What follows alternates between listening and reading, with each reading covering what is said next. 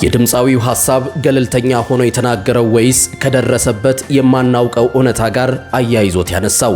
በፍቅር ያበደች ሴት ካሳየኸኝ እኔ የማይሞት ሰው አሳይሃለሁ ይላል። ድምፃዊው ሴት ልጅ በፍቅር አታብድም በማለት ይናገራል። ምክንያቱም ሲያስቀምጥም ሰው አታፈቅርም። ሴት ልጅ የምታፈቅረው የወንድ ልጅ ብቁነት ወይም ኳሊፊኬሽን ነው። ብር፣ ቁመና እና ደህንነት፣ ይሄ ነው ዋና መለኪያዋ። ይሄ ደግሞ ፍቅር አይባልም ሲል ምክንያቱን ደርድሯል። እስኪ ሀብታም ሴት አፈቀርኩ ስትል የሰማለ የለም? አትልፋ። ምክንያቱም የብቃት ወይም ኳሊፊኬሽን ጥያቄ የለባትም። ምናልባት መውለድ የልጅ ፍላጎት ብቻ እንጂ። በተቃራኒው ወንድ ደግሞ ምንም ትሁን ምን መስፈርት የለውም፣ ብቻ በክብሩ አትምጣበት እንጂ ሲል ሐሳቡን አስቀምጧል።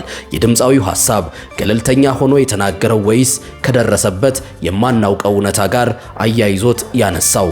በሐሳቡስ ምን ያህሎቻችሁ ትስማማላችሁ? ዛሬን ለነገ እንኑር። መልካም ጊዜ።